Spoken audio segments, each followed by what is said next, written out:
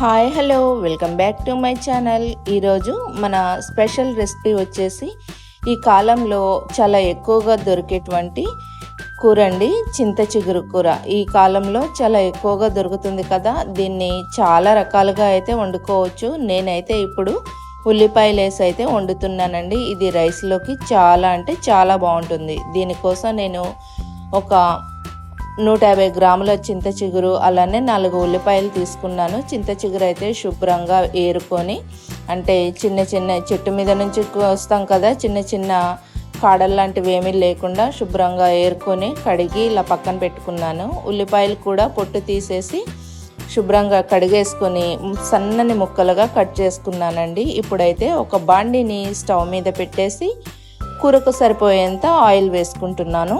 ఈ oil heat అవ్వగానే ఆవాలు, జీలకర్ర, పచ్చిశనగపప్పు, మినపప్పు, తాలింపు గింజలన్నీ వేసుకొని కొంచెం వేగనివ్వాలి.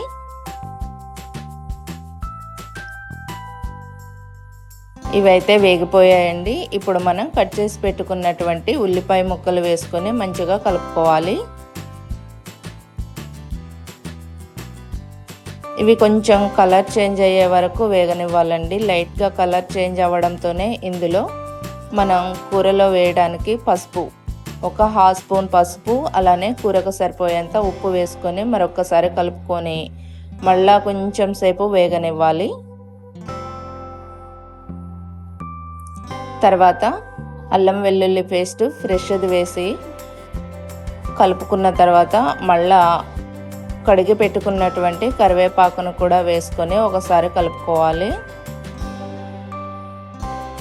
ఇప్పుడు ఇది మంచిగా మగ్గనివ్వాలండి. కొంచెం సేపు ఇది మంచిగా కలర్ చేంజ్ అయ్యి మగ్గిన తర్వాత మనం కడిగి పక్కన పెట్టుకున్నటువంటి చిగురుని కూడా వేసేసుకోవాలి.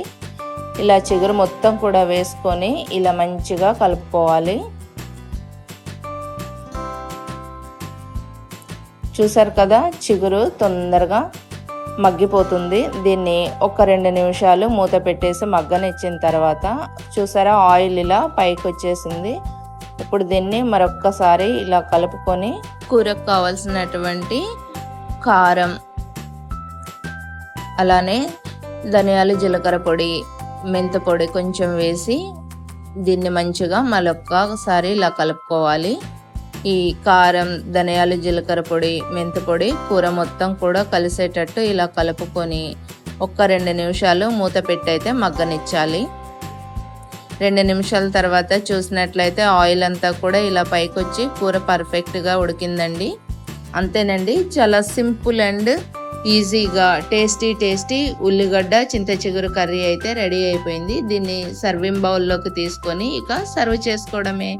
మరి ఈ కర్రీ మీకు ఎలా అనిపించిందో మీరు కామెంట్ ద్వారా నాకు తెలియచేయండి. అలానే లైక్ చేయండి, షేర్ చేయండి, సబ్స్క్రైబ్ చేయటం అస్సలు మర్చిపోకండి. తప్పకుండా సబ్స్క్రైబ్ చేస్తారు కదా. Thank you for watching.